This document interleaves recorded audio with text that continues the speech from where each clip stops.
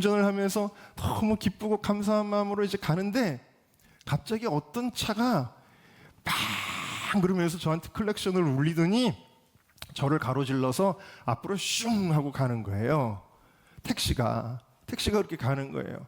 근데 얼마나 황당하든지, 왜냐하면 내가 뭘 잘못했나? 속도도 정상, 신호도 어긴 게 없고, 차선을 벗어난 적도 없고, 내 차선 잘 가고 있고, 도대체 뭐지? 그러니까 여러분 너무 황당한 거예요. 황당하니까 무슨 생각이, 내가 뭘 좀 잘못했으면 누가 빵거려도 아예 죄송합니다 이럴 텐데, 누가 빵 하고 가는데 가끔 여러분들도 그럴 때 있잖아요. 나 아무 잘못한 것도 없는데 자기가 잘못해놓고 내가 잘못한 줄 착각하고 빵거리는 사람들 있잖아요. 딱 그 상황처럼 느껴지는데 화가 치밀어 오더라고요. 그래가지고 여러분, 그래도 제가 3일 금식을 했잖아요. 그리고 은혜가 지금 충만하잖아요. 정말 예수님의 마음이 가득하잖아요 지금. 근데 여러분, 제가 그 사람이 빵 하고 지나간다고 저도 빵 했을까요, 안 했을까요? 안 했어요? 죄송합니다. 여러분들을 실망시켜서 너무 죄송합니다. 저도 모르게 뭐 이렇게 세게 하진 않고 소심하게 짧게, 저도 나 잘못한 거 없어 그런 뜻으로 하면 저도 빵을 했습니다. 그 빵을 하자마자 제가 탁 느끼는 게 뭐냐면, 내가 3일 금식을 했는데 나는 여전히 죄인이구나. 나는 여전히 죄인이구나. 내 공로와 내 노력과 내 의의를 가지고 내가 의로워지는 것이 아니구나 라는 것을 제가 즉시로 깨달았어요. 그걸 깨달아서 나의 고행으로, 금식으로 의로워지지 않는 나는 죄인이구나 하는 것을 바로 깨달았어요. 그리고서 또 한참을 가는데 제가 두 번째로 깨달은 게 있어요. 두 번째는 뭘 깨달았는지 아셔요? 제가 용산 미군부대 앞에서 차를 세워놓고 119편이기 때문에 한참을 차를 세워놨잖아요. 그래서 차를 세워놓는데 라이트를 제가 꺼놨어요. 오래 서 있었기 때문에 수동으로 라이트를 딱 꺼놨는데, 원래 자동이 차인데 수동으로 그걸 껐어요. 그리고 나서 차를 몰고 갔는데 맨날 자동으로 켜던 습관이 있으니까 라이트 생각을 못한 거예요. 그럼 택시가 저한테 빵을 왜 했을까요? 불 안 끄고 가니까. 근데 물론 이 차는 거의 폭주족 같은 차긴 했지만 이 폭주족 같은 차가 아마도 제가 불을 안 켜니까 깜짝 놀랐었는지도 모르겠습니다. 혹은 괜히 핀잔을 주고 싶었는지도 모르겠고, 아니면 정말 도와주려고 했는 수도 있습니다. 그거는 모르겠지만 어쨌든 문제는 누구한테 있었어요? 저한테 있었는데, 나는 내가 뭘 잘못했는데 왜 저 녀석이 나한테 빵하는 거야? 라는 생각을 했죠. 여러분, 여기서 제가 또 하나 깨달은 것이 있습니다. 사람은 나의 죄를 모른다는 거예요. 나의 죄를 모르고 늘 원망하고 늘 불평하는 존재라는 것을 거기서 또 한 번 연달아 깨닫게 되었습니다. 로마서 3장 말씀을 우리 함께 읽어볼까요? 시작. 기록된 바 의인은 없나니 하나도 없으며 깨닫는 자도 없고 하나님을 찾는 자도 없고 치우쳐 함께 무익하게 되고 선을 행하는 자는 없나니 하나도 없도다. 여러분, 사람들은 자기가 죄인이라는 것을 깨닫는 자가 있대요, 없대요? 깨닫는 자가 없대요. 자기가 죄인이라는 걸 깨닫지 못하니까 하나님을 찾습니까? 안 찾습니까? 안 찾아요. 이 세상에는 그냥 두면 의인은 없다. 왜 사람들에게 복음을 전하면 사람들이 복음을 거부합니까? 그것은 내가 죄인이라는 것을 인정하지 못하기 때문입니다. 그래서 사람들은 선지자들을 죽이고 스데반 같은 사람을 돌로 쳐서 죽이고, 우리한테 그런 소리 하지 마. 그래서 증오심을 가지고 기독교를 미워하고, 그리고 마침내는 예수님을 십자가에 못 박기까지 하게 되는 것입니다. 빌립보서 3장에 보면은 예수님 만나기 전에 사울이 자기를 이렇게 고백하는 거예요. 나는 8일 만에 할례를 받았다. 나는 이스라엘 족속이고 베냐민 집하고 히브리인 중에 히브리인이고 율법으로는 바리새인. 나는 여태까지 아무렇게나 살지 않았어. 나는 그래도 제대로 살았고 법대로 살았고, 나는 열심으로는 교회를 박해하고 율법의 의로는 흠이 없는 자다. 아주 당당했다는 말입니다. 근데 다메섹 도상에서 예수님의 빛 가운데 그에게 들려진 주님의 음성은 무엇이었습니까? 사울아, 사울아, 어찌하여 네가 나를 핍박하느냐라는 거예요. 사울은 여태까지 자기가 굉장히 옳은 방향으로 살아왔다고 생각했는데 주님의 평가는 무엇입니까? 네가 나를 제일 괴롭히는 놈이다 라고 주님께서는 말씀하셨다. 그때서야 사울이 자기의 죄를 깨닫고 하나님 앞에 엎드러지게 되는 그러한 역사가 일어나게 되어졌지요. 여러분, 왜 우리는 이렇게 자기의 죄인됨을 모를까요? 왜 우리는 이렇게 죄인됨을 모를까요? 여러분, 만약에 지금 시간에 여기 다 이거 스크린을 내리고 불을 끄면 얼굴에 뭐가 묻어도 보여요, 안 보여요? 안 보입니다. 어떻게 해야 보이죠? 불을 켜야 보여요. 여러분, 우리는 우리의 죄를 그냥 볼 수가 없습니다. 오직 성령께서 빛을 비춰주셔야 내가 죄인임을 깨닫게 되어지는 것입니다. 다메섹 도상에서 강한 빛으로 임재하신 이유가 무엇입니까? 이 사울의 죄를 하나님께서 보여주신 것입니다. 오늘 성령님께서 우리 가운데도 빛을 비춰주셔서 우리 안에 여전히 회개해야 될 죄들이 깨달아질 수 있기를 주님의 이름으로 축원합니다. 내가 다 됐다고 생각하면 안 된다라는 사실이에요. 그래서 하나님이 오늘 말씀에 개입하실 때에 야곱이 깨닫는 거예요. 베델로 올라가라. 이게 무슨 말씀이에요? 네가 있는 그 자리, 그 죄의 자리야. 네가 있는 그 자리, 언약을 지키지 않는 자리야. 네가 있는 그 자리, 문제를 일으키는 자리야 라고 주님께서 야곱의 문제를 보여주신 거예요. 그리고 빨리 베델로 올라가서 제단을 쌓으라고 주님께서 회개를 촉구하시는 것입니다. 그래서 야곱은 지금 이스라엘이 되기 위해 무엇이 필요했냐면 죄인이라는 것을 빨리 깨닫고 회개하는 것이 필요했습니다. 그래서 야곱이 무엇을 어떻게 회개하죠? 자, 우리는 어떻게 무엇을 회개하죠? 자, 오늘 야곱의 모습을 통해 몇 가지를 좀 살펴보도록 하겠습니다. 첫 번째 같이 읽어볼까요? 시작. 아직도 버리지 못한 우상을 버립니다. 2절 말씀을 한번 읽어볼까요? 시작. 야곱이 이에 자기 집과 사람과 자기와 함께한 모든 자에게 이르되 너희 중에 있는 이방 신상들을 버리고 자신을 정결하게 하고 너희들의 의복을 바꾸어 입으라. 자, 제일 먼저 뭐라 그랬냐면 너희 중에 있는 이방 신상들, 아니 야곱의 집에, 야곱은 아브라함, 이삭, 야곱으로 이어지는 구속사의 집안인데, 아니 이 집에 우상이 있다고요? 있었습니다.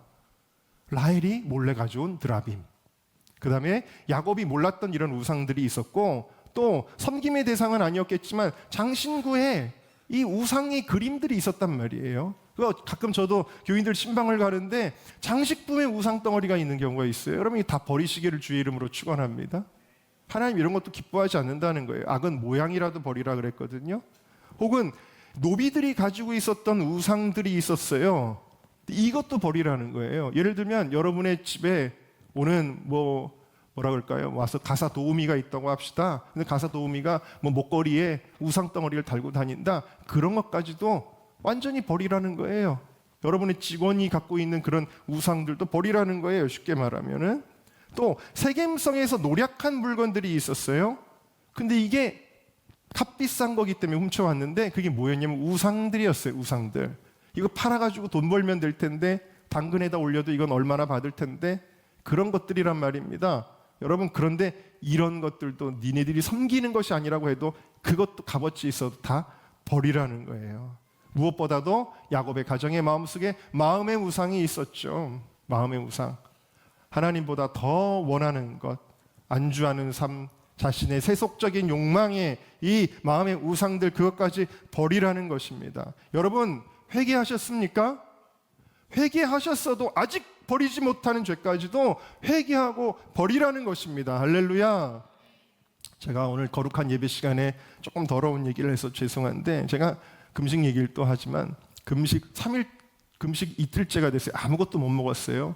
그냥 물만 조금씩 마십니다. 그런데 금식 이틀째도 화장실을 가더라고요. 제가 그래서 먹은 것도 없는데, 근데 3일째가 됐는데 3일째가 돼도 화장실을 간 거예요. 제가 물론 많은 시간에 있었던 건 아니지만 화장실을 갔어요. 아니 내가 먹은 것이 없는데 나올 게 뭐가 있나? 이런 생각을 하는데 그것에서 또 제가 어떤 깨달음을 얻는 게 뭐냐면 내 안에도 내가 더 이상 회개할 것 없다고 생각할 때, 내 안에서 모든 죄들이 다 빠져나갔다고 생각할 때 여전히 내 안에 회개할 것이 남아있을 수 있다라는 것이죠. 그래서 하나님 제 안에서 완전한 회개와 완전히 죄가 빠져나가게 하여 주시옵소서. 그렇게 기도했어요. 더욱 정결할수록 더욱 하나님의 은혜는 크게 임하시는 줄로 믿습니다. 그래서 4절 말씀을 우리 한번 보겠습니다. 이것을 실제로 행동으로 옮깁니다. 시작. 그들이 자기 손에 있는 모든 이방 신상들과 자기 귀에 있는 귀고리들을 야곱에게 주는지라. 야곱이 그것들을 세겜 근처 상수리 나무 아래에 묻고, 사람들한테 그 우상들을 다 모아다가 야곱의 사람들 보이지 않는 곳에 혼자 이렇게 가는 겁니다. 그리고는 상수리 나무 아래다가 묻었대요. 여기 묻고라는 말의 히브리어는 타만인데, 타만이라는 말은 감추다라는 뜻이에요. 그러니까 어디다 묻었다 알려주는 게 아니라 아무도 모르게 묻어서 다시는 나 그거 다시 찾고 싶어 해도 찾을 수 없도록, 다시는 꺼내서 쓰지 못하도록. 다시 말하면 여러분, 우리가 회개할 때에 그냥 순간적으로 주님 죄송해요 울컥하면서 주님 십자가 얼마나 나 때문에 아프셨어요 울고, 그것이 중요한 것이 아니라, 여러분 진짜 회개는 무엇이야? 우리가 죄에 대하여 미련을 가지지 않고 죄를 포기하는 것인 줄로 믿습니다. 죄를 포기하세요. 여러분이 좋아하는 죄, 버리지 못하는 죄를 포기하고 묻고 다시는 꺼내 쓰지 못할 정도로 포기하는 것. 그러니까 이것은 철저한 회개를 하라는 뜻입니다. 그때 하나님이 만나주세요. 아직 나는 죄질 생각이 남아있다면, 미련이 남아있다면 그것은 회개가 아니다. 이 온전한 회개를 통해 야곱이 이스라엘 되는 여러분들 되시기를 주님의 이름으로 축원합니다. 자, 두 번째 같이 읽어볼까요? 시작. 회개를 표현해야 합니다. 자, 2절을 한번 다시 읽어봅시다. 시작. 야곱이 이에 자기 집안과 자기와 함께한 모든 자에게 이르되 이방 신상들을 버리고 자신을 정결하게 하고 너희들의 의복을 바꾸어 입으라. 여기 자신을 정결하게 하고 라는 말은 웨히타하루라고 하는데요, 이것의 뜻은 너희들은 스스로 깨끗게 하라. 여러분, 우리를 깨끗게 하시는 분은 하나님이십니다. 우리가 스스로 깨끗해지는 게 아닌데, 여기 그러면 스스로 깨끗게 하라는 것은 무슨 표현이냐? 구약에서 스스로 깨끗게 하라는 것은 정결례를 행하라는 뜻이에요. 그러니까 이스라엘 백성들이 자신의 몸과 마음을 깨끗하게 하는 의미에서 행하는 어떤 정결례가 있습니다. 제사를 지내고, 또 피를 뿌리고 물로 씻고, 또 옷을 빨고, 또 집도 깨끗이 하고 하는 그런 어떤 정결례가 여러 가지 종류로 존재합니다. 그래서 이런 정결례를 행하라는 뜻이고, 또 하나는 옷을 갈아입으라 그랬어요, 실제로. 그러니까 옷이라고 하는 것은 우리의 행실을 가리키는 것인데, 옷을 갈아입는다는 것은 우리의 행실을 바꾸자라는 거예요. 그래서 옷을 갈아입는 거예요. 자, 여러분, 이 행위들을 통해서 뭘 하라는 거죠? 마음을 깨끗이 하라는 거예요. 정결례 자체가 목적은 아니죠. 옷 자체가 목적은 아니죠. 그러나 이것을 통해서 뭘 하라는 거예요? 마음이 깨끗해지게 하라는 것입니다. 회개가 행위의 형식으로 표현되게 하라는 것입니다. 회개가 형식으로 드러나게 하라. 여러분, 제가 여러분들에게 질문을 드립니다. 귀한 손님에게, 그러니까 여러분 형식을 무시하고 지금 중심이 중요하다라고 이야기하잖아요. 여러분, 귀한 손님이 오셨습니다. 개밥 그릇에 담아드리면서 제 중심 아시죠? 그럴 수 있나요? 좋은 그릇에 담아드리는 겁니다. 사랑하는 연인에게 포장도 안 하고 그냥 마트에서 산 거 비닐봉다리 덜렁덜렁한 거를 그냥 주면서, 그래도 내 중심 알지? 내가 너 사랑하는 마음 알지? 그러면 그게 그렇게 좋을까요? 여러분, 중요한 비즈니스로 사람을 만나는데 세수도 안 하고 난닝구 차림으로 만날 사람은 아무도 없죠. 우리가 어떤 마음가짐을 가지고 있는가는요, 그냥 다 중심이 있어요가 아니에요. 그것은 형식으로 나타나는 것입니다. 거꾸로 형식은 또 왜 중요하냐? 형식은 우리의 중심을 만들기 때문이에요. 여러분, 추리닝 입고 있을 때랑 정장을 입고 있을 때랑 내 행동이 같이 나오나요? 다르게 나오나요? 다르게 나오죠. 달라집니다. 그래서 정신이 중요한 직업일수록 군인은 군복을 입습니다. 경찰은 경찰복을 입습니다. 생명을 다루는 의사는 의사 가운을 입습니다. 판사와 검사와 변호사들은 그 법정에서 맞는 옷을 입습니다. 정신 상태를 똑바로 만들기 위해서입니다. 무슬림들은 하루에 3번 절합니다. 사원에 들어가기 전에 손발을 씻습니다. 그러면서 그들의 마음은 엄숙함으로 정결하게 하는 거예요. 여러분, 신앙의 형식을 절대 무시하지 마시기를 주님의 이름으로 축원합니다. 하나님이 형식을 얼마나 중요하게 여기셨는지, 하나님은 오직 믿음으로 구원받는다는 그 교리를, 주일 성수에 대한 여러분 설교를 들으셨으면 알지만 그거를 형식화해서 주일 성수하게 하시는 거예요. 주일 성수는 사실은 형식이에요. 주일 성수에 담겨 있는 신앙은 오직 믿음이죠. 11조는 뭐예요? 모든 물질의 주권, 우리의 삶의 주권은 주님이라는 신앙 고백이에요. 근데 그거를 그냥 너 고백해라 하지 않고 11조를 통해서 형식화하시죠.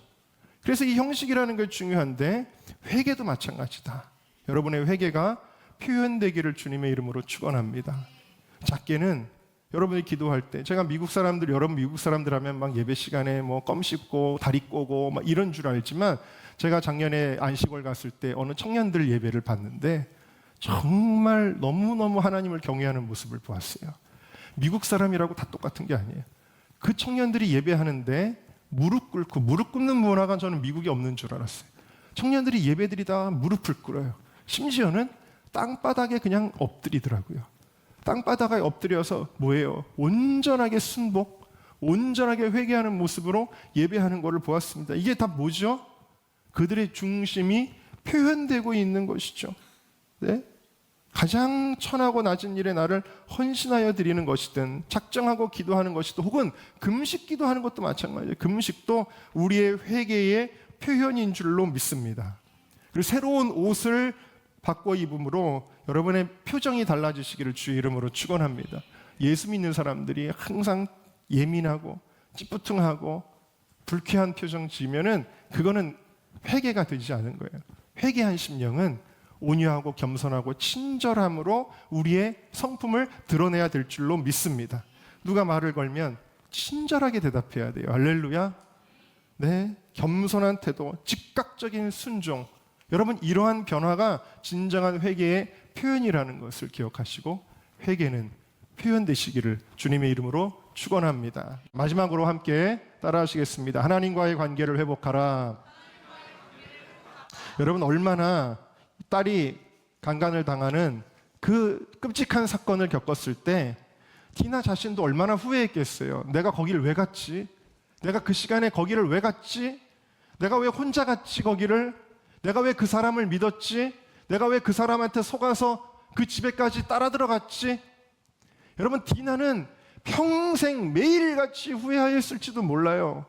그 일을 내가 가지 않았다면은 이런 후회를 안 했을 텐데 라면서 정말 얼마나 이 디나가 뼈저리게 후회했겠습니까?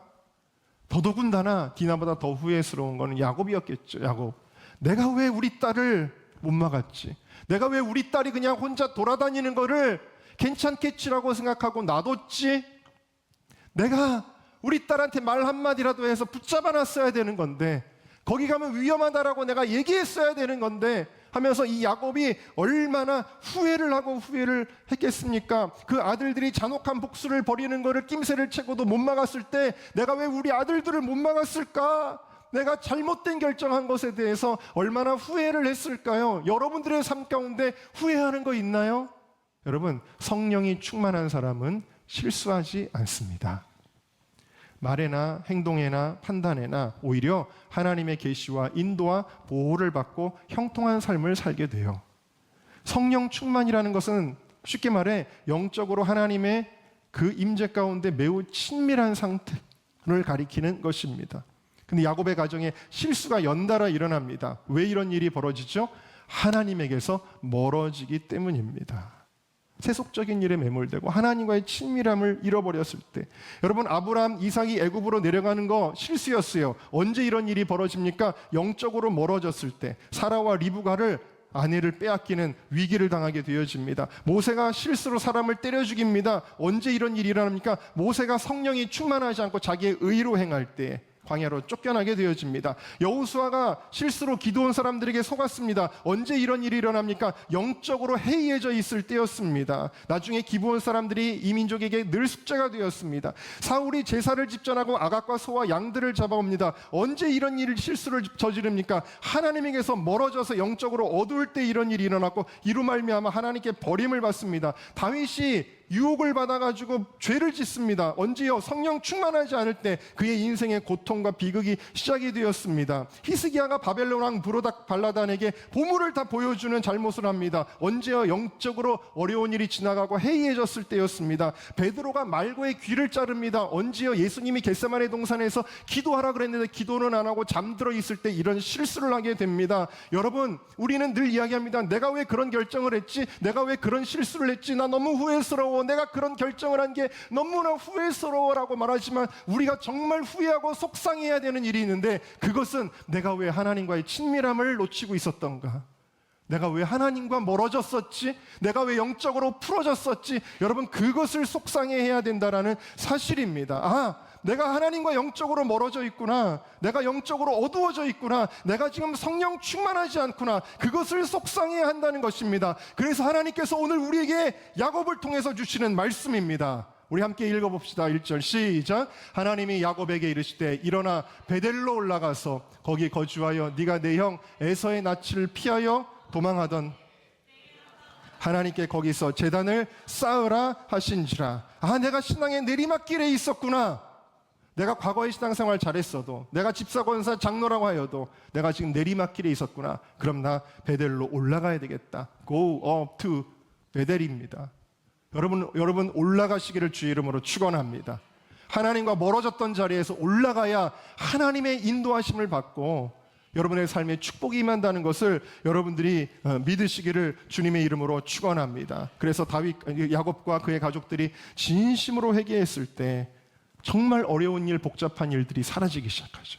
그의 대적들이 갑자기 두려운 마음이 들어서 다 도망가 버리고 맙니다. 그리고 하나님의 음성이 들립니다. 이렇게 들립니다. 우리 9절, 10절을 한번 읽어볼까요?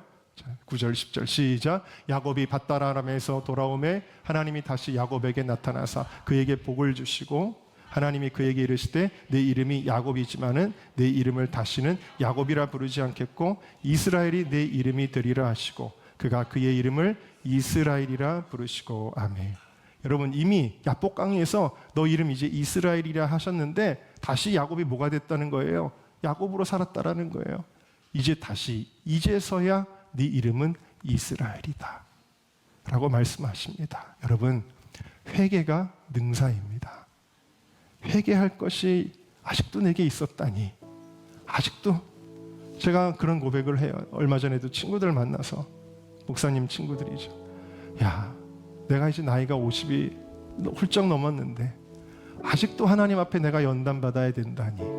우리의 연단은 언제까지냐, 그런 생각을 했지만 그래도 할 수 있는 거는 뭐예요? 끊임없이 하나님 앞에 회개하는 것입니다. 여전히 우리는 변해야 합니다. 내가 다 됐다고 생각하지 마세요. 마지막으로 여러분들에게 이 말씀을 드립니다. 한 명의 공군 조종사를 키우기 위해 얼마가 투자된다고 했었죠? 50억에서 100억. 근데 이렇게 연단받고 훈련받은 조종사 한 명이 드디어 비행기를 몰 때 그가 모는 비행기의 가격이 얼마인 줄 아십니까? 그 비행기의 가격이 1,000억이라고 합니다. 그 1,000억짜리 비행기를 몰게 되는 거예요. 이렇게 연단받은 한 사람이, 하나님께서 이 마지막 시대의 구속사에서 여러분 한 사람을 1,000억짜리 비행기를 모는 것보다도 더 값지고 위대한 일에 여러분들을 사용하시기를 주님의 이름으로 축원합니다. 그것을 위해 더 회개하고 주님 앞에 정결하여지고 겸손하여지는 우리 모두가 될 수 있기를 주님의 이름으로 축원합니다.